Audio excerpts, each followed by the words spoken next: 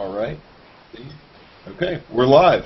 So thank you for joining me, guys. This is the weekly Tech Hangout, and today my guest is Brian Chee. We'll save the rest of the intros for later and get right into it. So, Brian, how are you doing today? Tell me what they're doing behind you. Oh, I'm doing fine. We're actually packing up the Interop net. What basically happens is in Brisbane, California, we're in a warehouse and we build the world's largest temporary network. You can see a little bit of it behind me. Anyway, the racks of equipment that would normally be spread all over the Mandalay Bay Convention Center are right next to each other so we can work on them. We actually have the spools of fiber optics that we're going to use at the convention spooled up on the top, and we hook them all together. It is as close as we can get to the real convention center. We build it, we test it, we do plugs out testing. We actually run synthetic traffic over it and see if we can break it.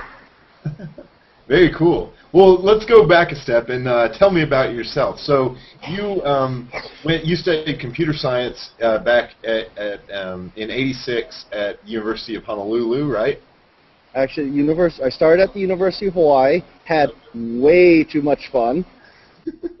Dropped out for about a year and a half, ran my own business, and decided that maybe it was time for me to go and actually get the degree. And I actually finished at Chaminade University. It's a little Catholic college. Okay. I actually followed a whole bunch of my college professors that had left the University of Hawaii and went to Chaminade to teach.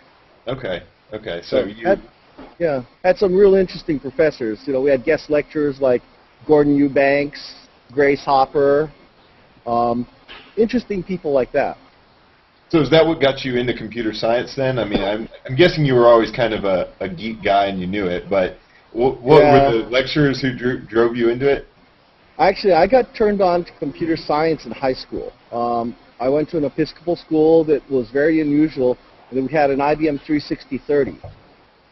And I took it as an elective math class and discovered, gee, this is really fun stuff. And actually, to this date, Fortran and Assembler are my two best languages. But it actually goes even further back than that. I got started in 1972, assembling IMSI 8080s and Altair 8800s. So what was your business about? Was it a computer-related thing, I'm guessing? Yeah, back in the days when there weren't a whole lot of computer consultants in the microcomputer arena, I went in and did MPM, you know, the multi-user version of CPM. I did a whole bunch of MPM installs for places like the Hawaii Nurses Union, a couple of law offices, the Carpenters Union, a couple of doctors, and so forth.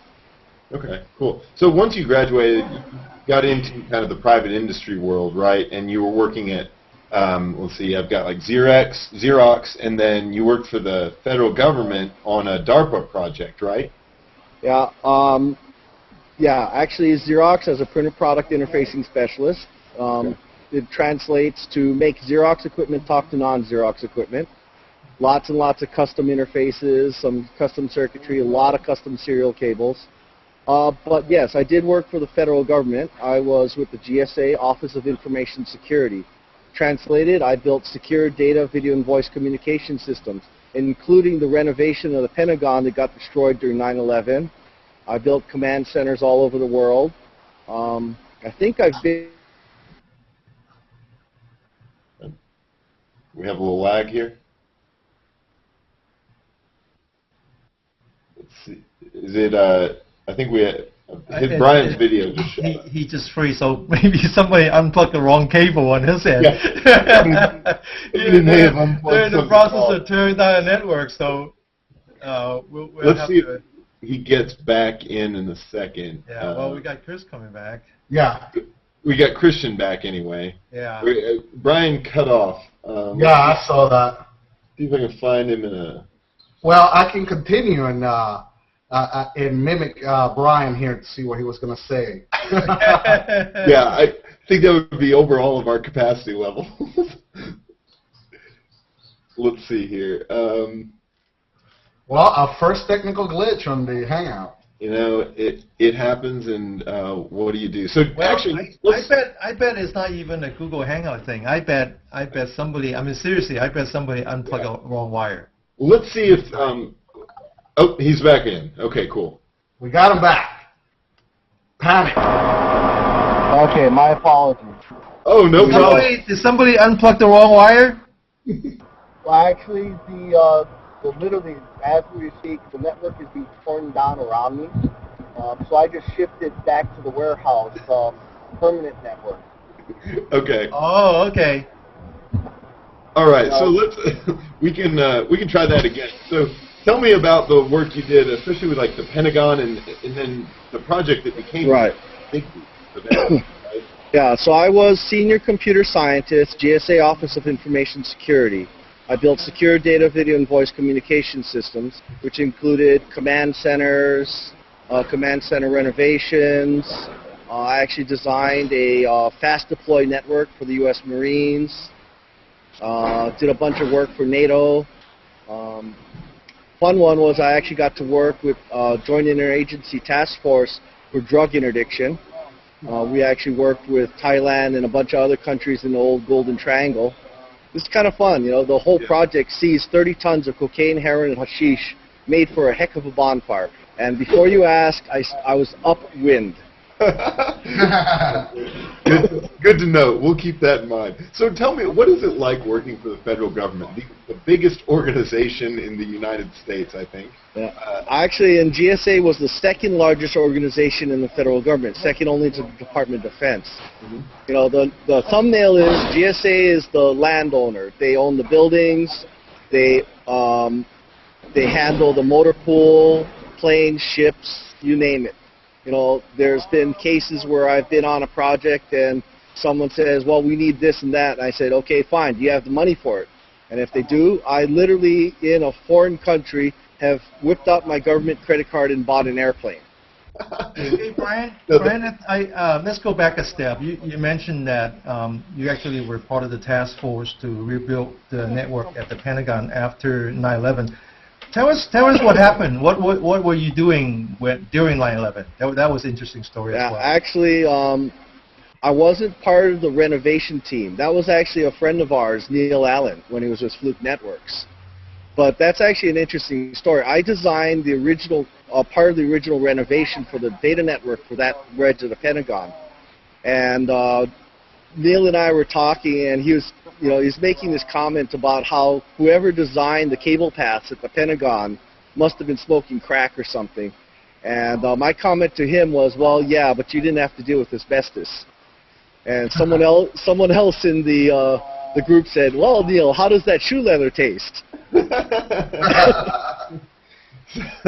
So, yeah, I guess that does show you that designing a network in one situation is not always the same when you've got that strange asbestos to deal with. Oh, yeah. There's this one tunnel. It was the only way to get between these two spaces that I desperately needed to run a network. And I was facing several tens of thousands of dollars in asbestos rebatement. Right. And one of the cute tricks I came up with was me and my partner were in bunny suits on both ends of this tunnel, and I actually took a little radio-controlled tank from KB, tied some string to it, and drove it through the tunnel right into the asbestos disposal bag, and then dragged the fiber optics through and then bolted the cover shut. You lost the remote control tank. I'm disappointed. Yeah, well, $40,000 for rebatement versus a $200 tank. Yeah. But that's interesting because a lot of some network guys don't get much chance to do that kind of hands-on work. It sounds like you've really been out in the field a lot. Yeah, the difference is actually the entire Interop team lead group is a little unique. We're not specialists. We are actually generalists. Mm-hmm. So in my laboratory at the University of Hawaii, I teach seminar classes. I will actually use the ISO 7-layer model as my syllabus. So my students will learn how to do fiber optic termination, Cat5 termination, inside plant, outside plant design, all the way up through applications, web server, load balancing, you name it. I've had to, in my career, be able to do a network soup to nuts. And that was one of the reasons why I was successful within the federal government is I could be sent into some really goofy places and they wouldn't have to clear additional personnel. I could go in and do it all. Right. Yeah, so there's a big advantage to being a generalist like that. Have you ever seen any times when you really wish you had a better specialization, or are you always able to find the right people if you need it? Yeah, there's always manuals. Unafraid to learn anything. Well, you have to. You know, if you're, you know, one of the jobs I did was actually on the Arctic Circle, and you know, tech support calls were a little tough. That's a good point. So yeah, let's talk about the stuff you do at the University of Hawaii. You're working with the Oceans and Earth Sciences department in their advanced computing lab. Right. So what are some of the things you've worked on lately or in your time? Okay, well, to put in perspective, the School of Ocean Earth Sciences and Technology at the University of Hawaii is one of the 3 largest oceanographic institutes in the United States. It's Woods Hole, Scripps, and us. So as such, we own the planes, the ships, the submarines, and we actually also own some undersea cables. So one of the projects I'm working on is called the Aloha Cabled Observatory. We inherited the HOF-4 first-generation fiber optic cable from AT&T, and we had a retired AT&T engineer that designed a custom interface, and as such, we now have the world's deepest undersea observatory. It's 100 kilometers north of the island of Oahu and 5 kilometers underwater, 500 atmospheres. Wow. And so I've actually got a shoutcast channel that I'm trying to get them to list, and I've also got a real video server that's streaming the hydrophones live, and you can also watch the audio spectral, you know, the waterfall display. Okay, cool. So go ahead. Yeah, no, I was just going to say, so what are the challenges that you had in setting up something that's under that kind of extreme condition? I mean, that's insane. Well, the engineers that designed the observatory itself, I only handle the network and fiber optics. Sure. But for instance, our main observatory housing is a tube of titanium. It's 10 feet long, 2 feet in diameter, and it's got a 2-inch thick wall of titanium. And to put that in perspective, that was $50,000. Yeah, I bet. But at 500 atmospheres, if you take a styrofoam cup, just a regular styrofoam cup, and you send it down, by the time it comes back up, it's going to be the size of a thimble. Wow. So one of the cute things we do when school kids come to visit us, we actually have pressure chambers we use to test our experiments. We'll let them draw on the cup. So they'll draw all kinds of things and decorate it. Then we'll put a string of those down into the pressure chamber and then pump it up to 500 atmospheres. And when it comes up, they have all these little thimbles they can take with them as souvenirs of the visit. Very cool. So what's it like getting? I mean, you're working in such a unique situation, being in Hawaii. I mean, it's unlike any other American area for universities where you can kind of research. Have you always, sort of loved that area and loved being down there? Well, I grew up, I'm 4th generation. Okay. My family actually arrived in Hawaii when it was still the Kingdom of Hawaii. Mm-hmm. And so as such, I've known no other place. I've traveled all over the world. I've done short stays, 6 weeks, 6 to 8 weeks, and I'm only missing Africa and Antarctica as far as continents. And but Hawaii is always a nice place. It's the 14th largest city in the nation, based on population 20 miles from city center, so 1.225 million people. But it feels like a small town. There's a saying there: "Don't talk stink about anyone. You're probably related to them." That's a saying in a lot of southern towns too, but in a different way. Yeah. Oh yeah. So tell me the story of how you met Denny. Denny is sitting hanging out, and maybe Denny can add his side of the story next. But how did you guys get connected?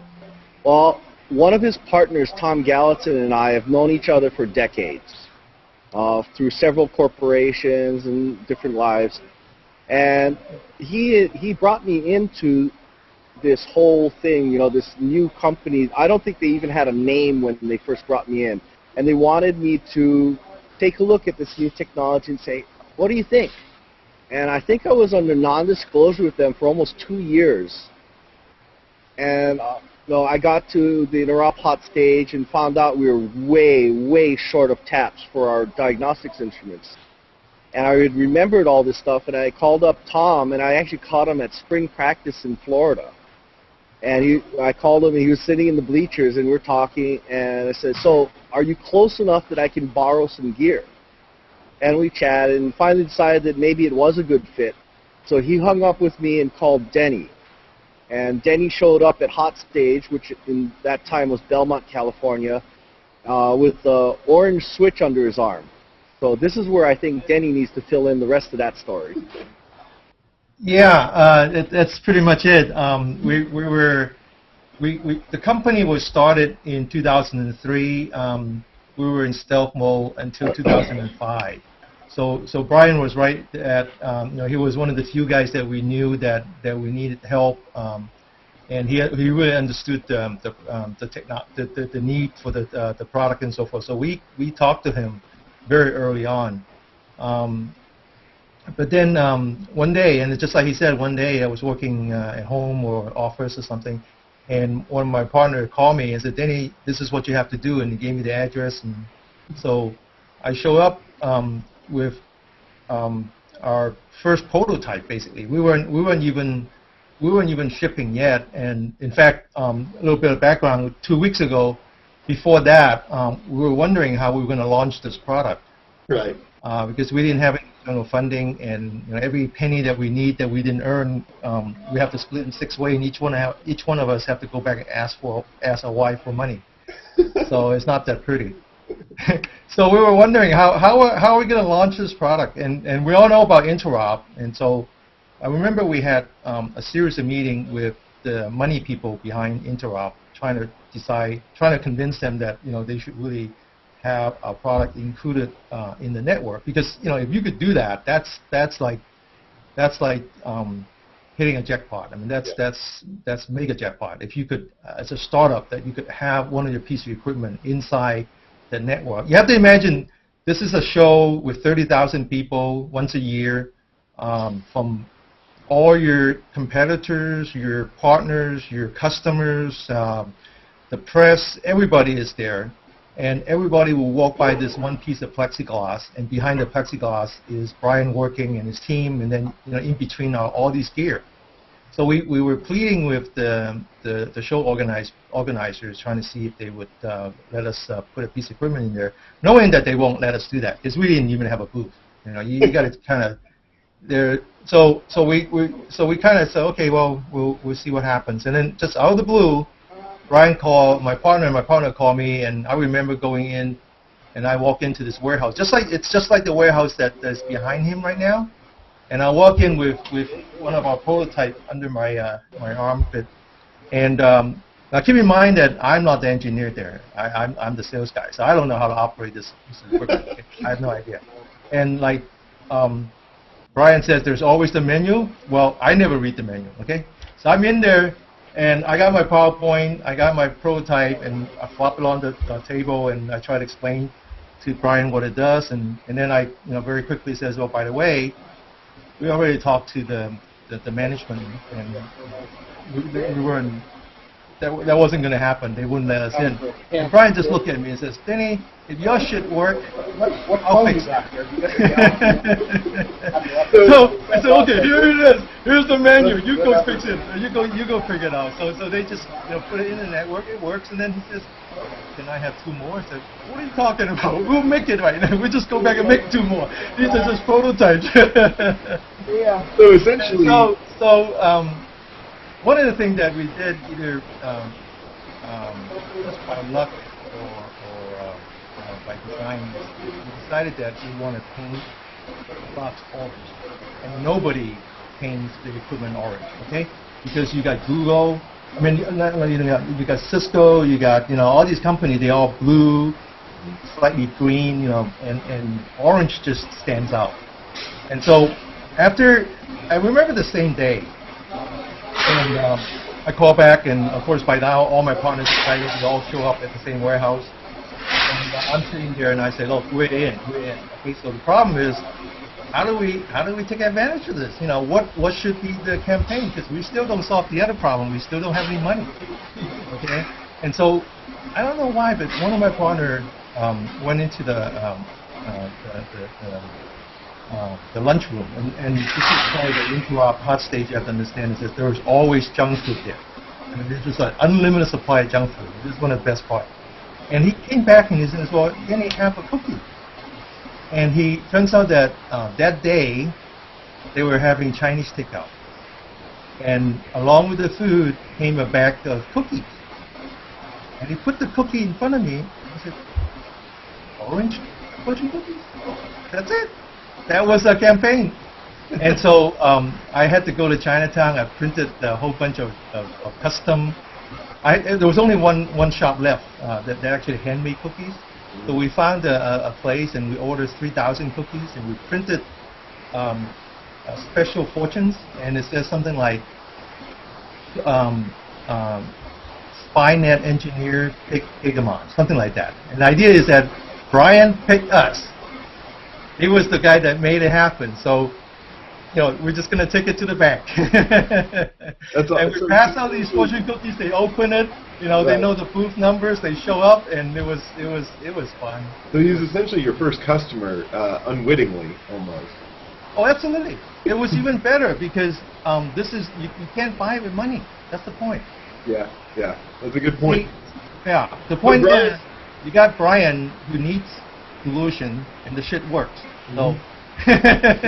So what was it like? I mean, I imagine that normally you don't put prototype products in at a working, conference like that. What was it like taking that risk? Did you feel any like, what if this thing blows up? In your mind.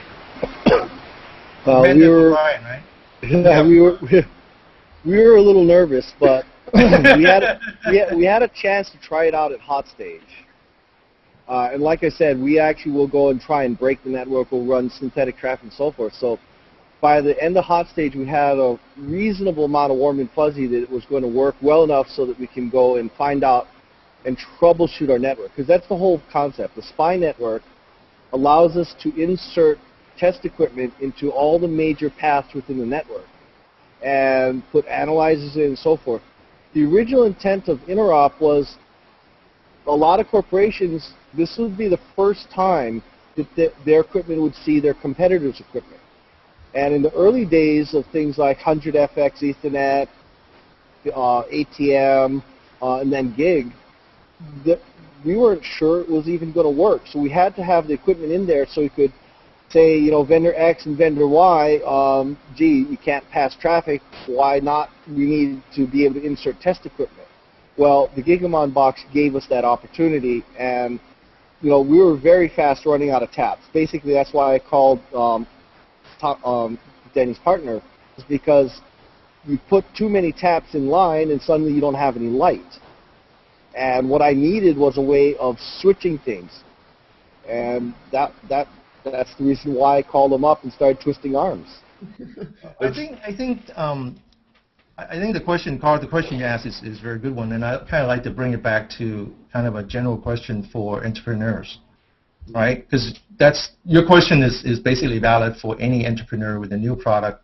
The question is, how do you get people to actually try it, put it in an environment where it can actually affect their kids' college fund?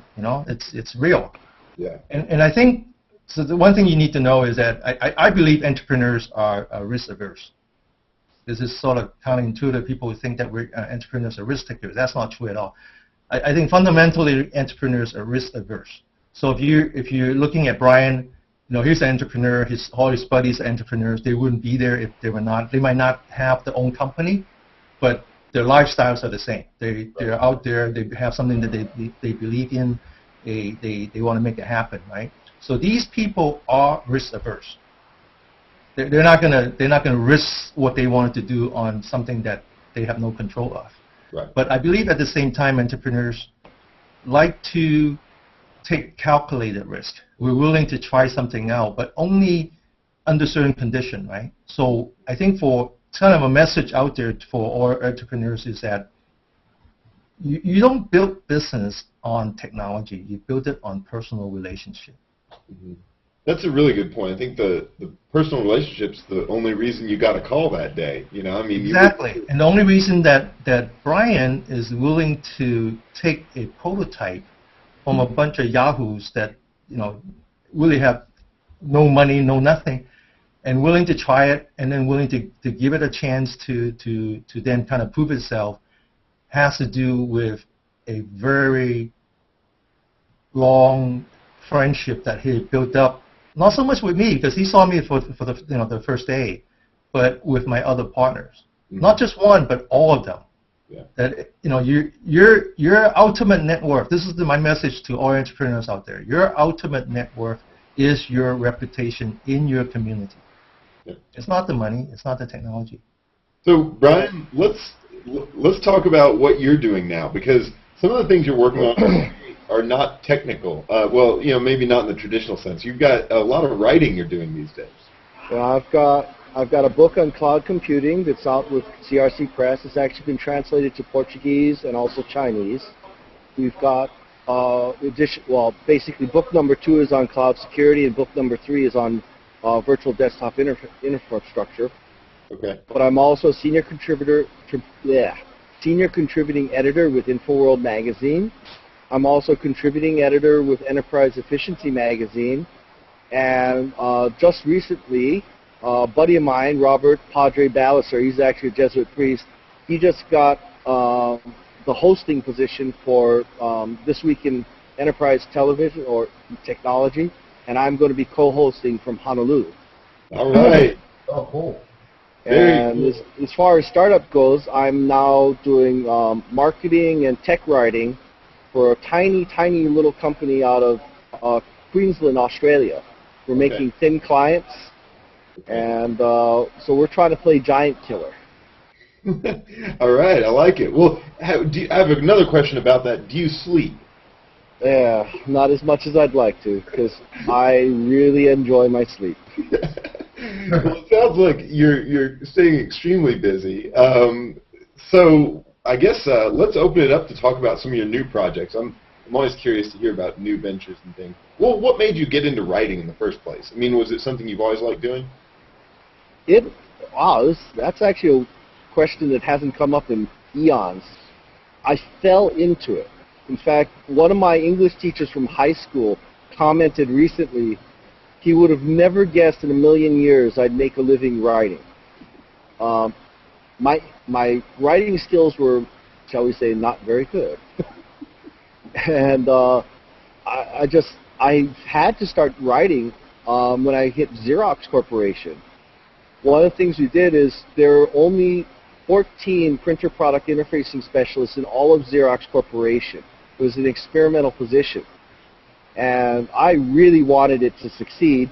So one of the things I did is I created a magazine just internal to Xerox called the Pip Squeaks. And so in 1986, I had what, in essence, today would be called a Macintosh running OS X Lion. There's still some capabilities on the Star workstation that the Mac doesn't have.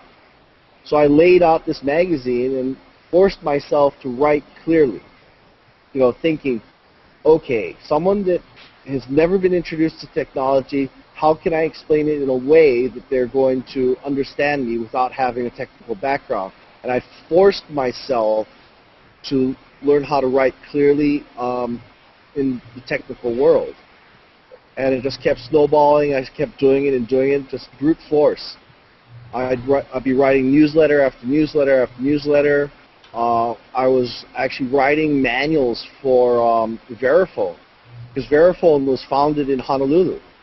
Okay. And got shanghaied into a job writing documentation for the Nike Ajax missile system. Very cool. And it just kept going. Somehow or another, I ended up being kind of the old fart in the industry, and had to convey my experiences to students and peers, and started learning how to teach and be organized enough that I could get my ideas across. And I've been writing now at least for 25 years. Mm-hmm. So for young technical people, is that is that a skill that you think they have to work on independently? Because sometimes classes don't really teach technical communications extremely well. I'm unusual. When I do teach real classes, even though they're computer science classes, I require them to write term papers. My classes are what would be called writing intensive. My number one bitch about our industry is that most of my peers, most of these kids can't write. Mm-hmm. I see their notes and I go, what are you smoking? It's like, no, rewrite that. Learn how to do some screenshots, for God's sakes, if your writing skills are terrible. Just test it out on your mom, for God's sakes.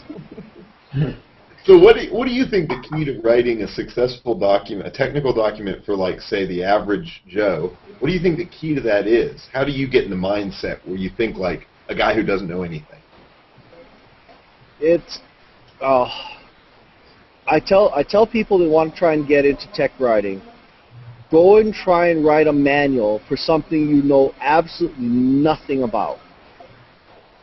If you don't know how to change the oil in your car, get someone to teach you how to do it and experience it firsthand for the first time.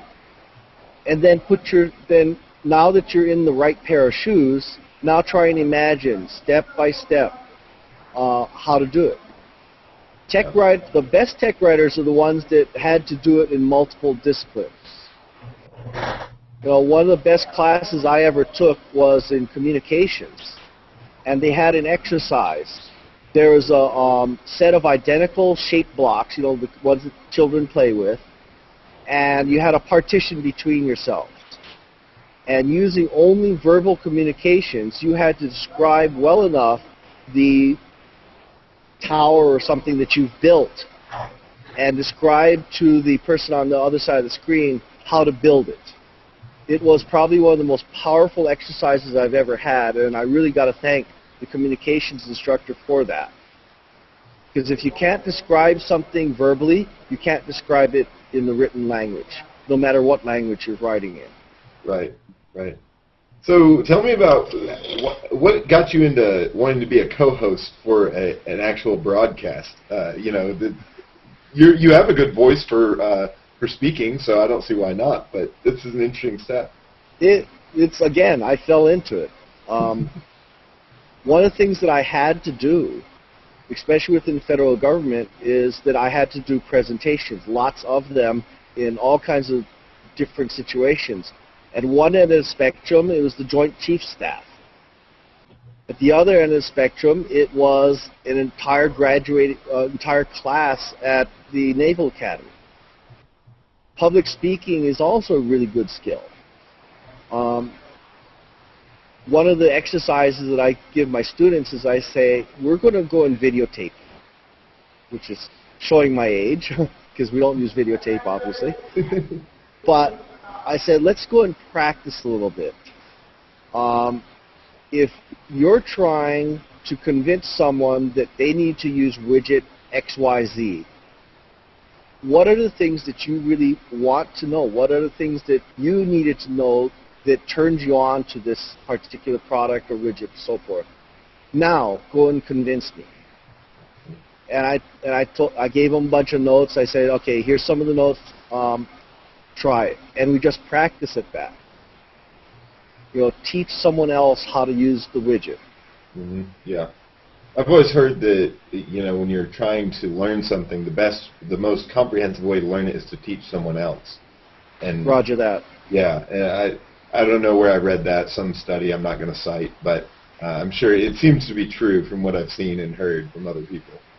Yeah, actually, one of the places I first heard that from was actually Arthur C. Clarke. Nice. Good reference. I wish I could say that I met him in person, but no.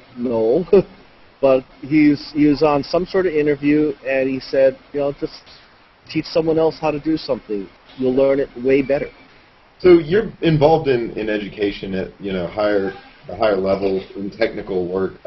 What do you see as being some of the key issues we need to address in order to get more people interested in technology as a, for education, but also to get better educators in the classroom? Well, I'm going to back up a little bit on that question and say that 17 years ago, I was laying in my bed in my recovery room, having recovered from kidney cancer, staring up at the ceiling going, what have I done with my life? Have I made a difference? And I decided right then and there that one of my biggest complaints at the federal government was I'm hiring these kids coming fresh out of school, four-year universities, who could maybe find their way out of a paper bag 9 times out of 10. I was spending an inordinate amount of money training these kids only to have them stolen away by the private industry. And I said, no, this has just got to change. The ivory tower experience is a great experience. It teaches them critical thinking skills. It teaches them theories behind things.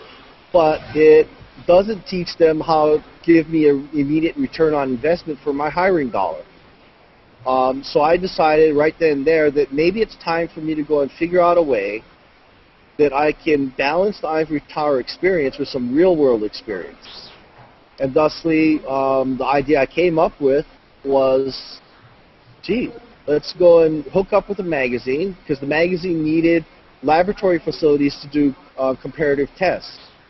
And in 1995, I think it was, we borrowed some space from the University of Hawaii. One of my buddies was department chairman of the computer science department.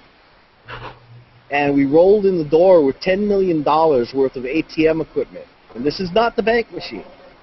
This is the communication systems. Right. And proceeded to do the world's largest network comparative review. And it worked so well that everybody decided we should do this on a really regular basis, and I founded the lab. And it turned out really nice, because then I had the funding and resources from the magazine. I had the latest and greatest gear walking through the door all the time, and the students were getting their hands dirty and working with product managers. Now, more importantly, the whole thing worked out well enough that the University of Hawaii let me do it. And more importantly, I was still serving in the federal government. The GSA actually had to go get an attorney general's finding to determine if it was kosher, because I was getting paid to write the articles. Right. And so what I ended up doing was the students would help me build these things. They'd get some real-world experience. They actually would get a massive leg up on their peers because they had much more current experience with some insanely expensive gear. And I had the resources to then write an unclassified version for, in those days it was Communications Week, and then I'd write another version with capabilities and capacities for the classified arena. And GSA loved it, my customers loved it. It opened a lot of doors. I actually got to design some theater-wide projects, things like simulated cyber warfare. Now keep in mind, this was 15 years ago. I actually proposed to the Joint Chiefs that we do theater-wide simulations of attacks. Wow. I was just a bit ahead of my time. I got shut down and it never happened.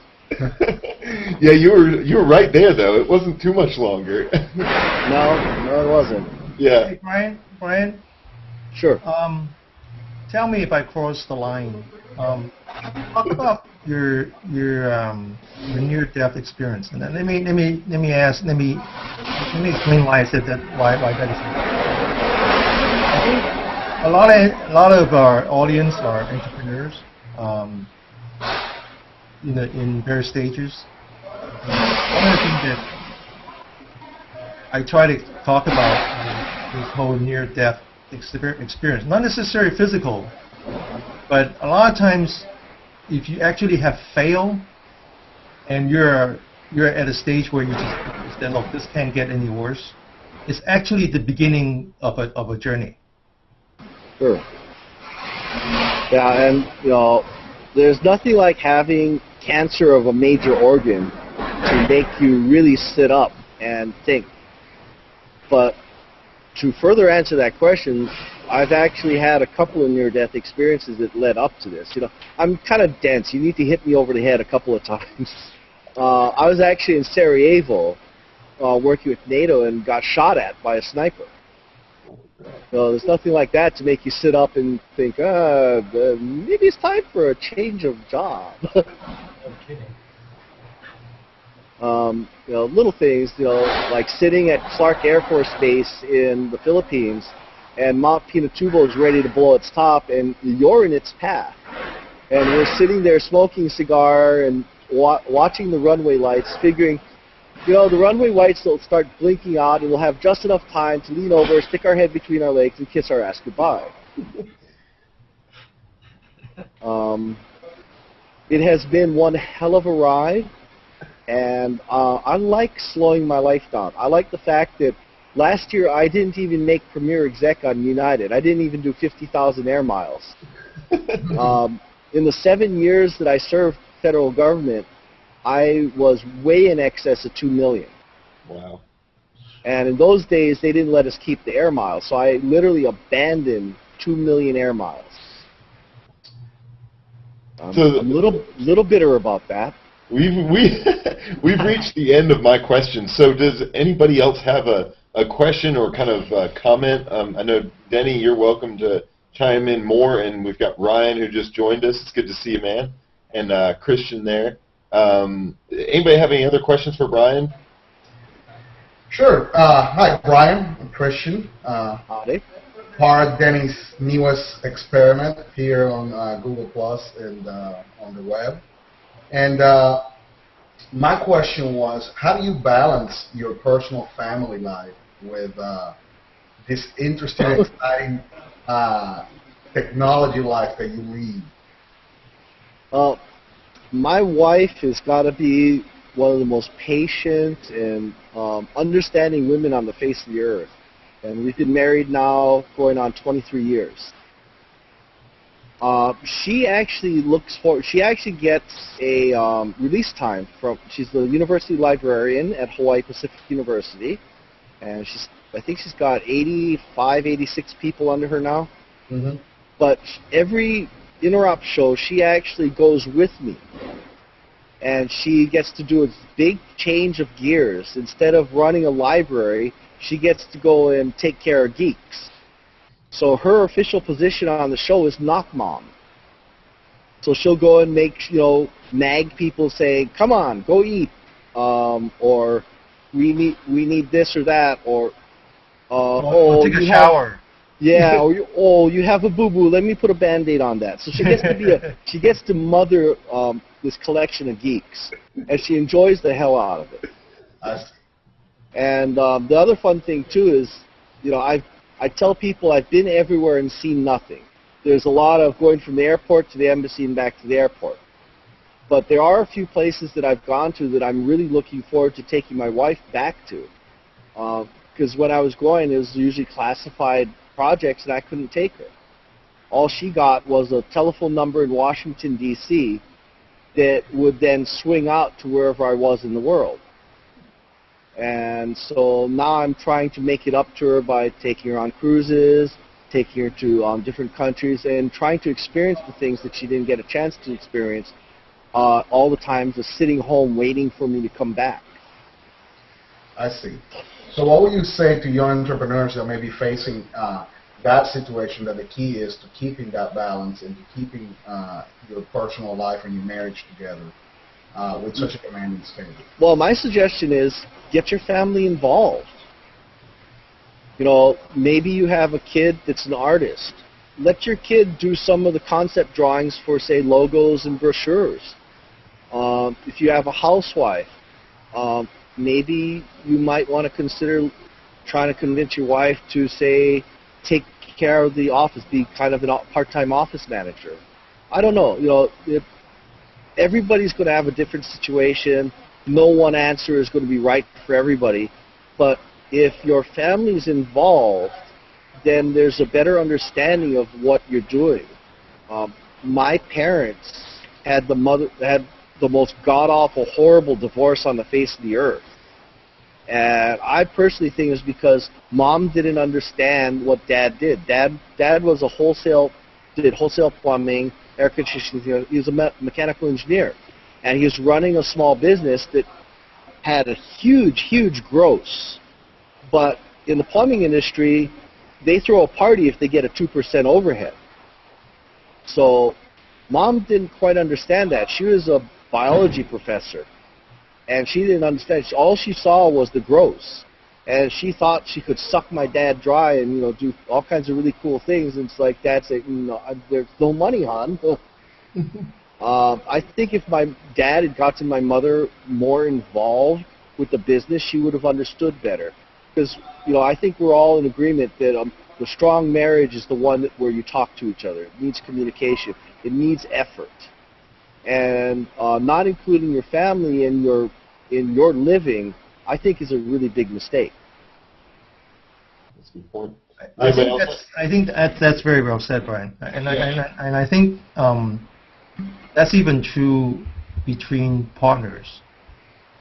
If you're starting a business and you can't nowadays you can't do everything by yourself. You gotta have partners. And that's part of the key to entrepreneurship is to pick the right partner. But that's like the first date.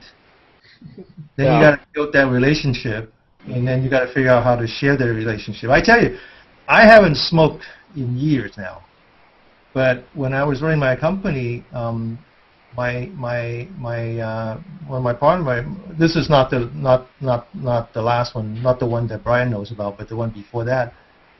We used to, sneak out in the back and smoke up a cigarette, just to talk, just to share time. And this is between partners. This is not even between marriage partners.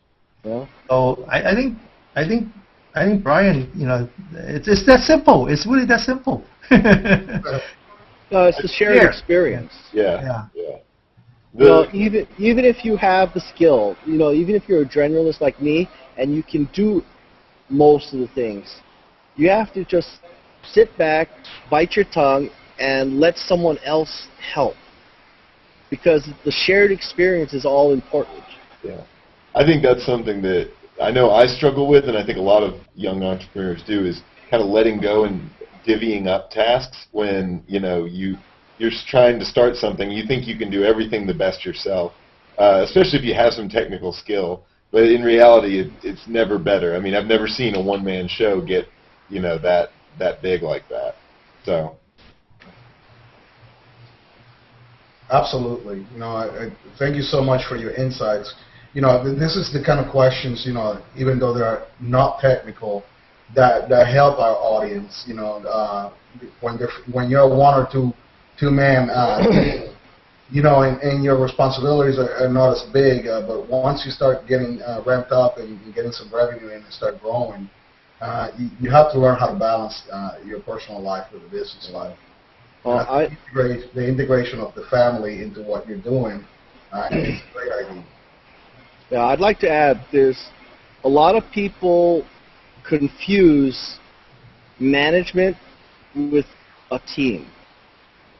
I'm actually a really good team lead.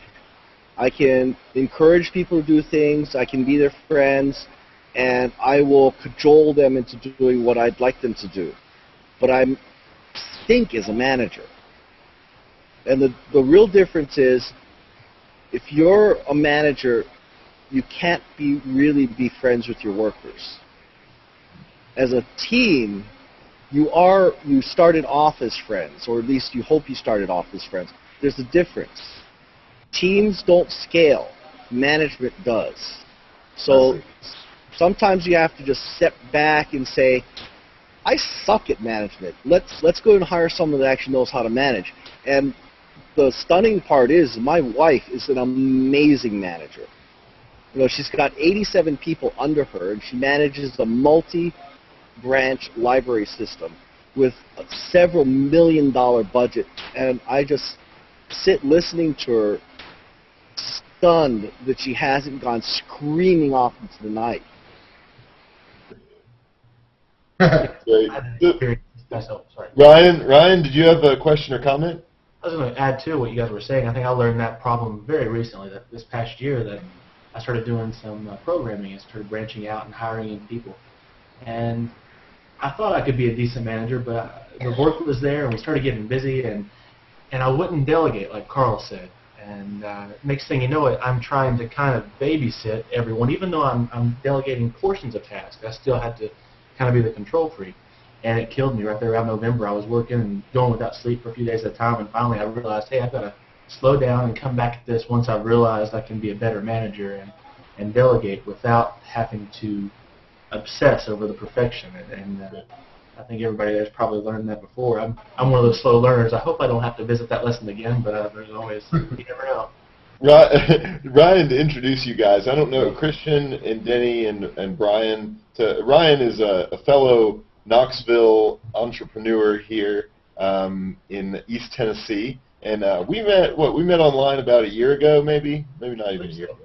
And we both are big geeks. Ryan is a way better programmer than me, so I ask him for help all the time, and we have a good time in real life. But he also joins our hangouts every now and then. So thanks for coming by today. I appreciate that. But really, time's about up. So big thanks to you, Brian. Did you have anything else you wanted to leave us with?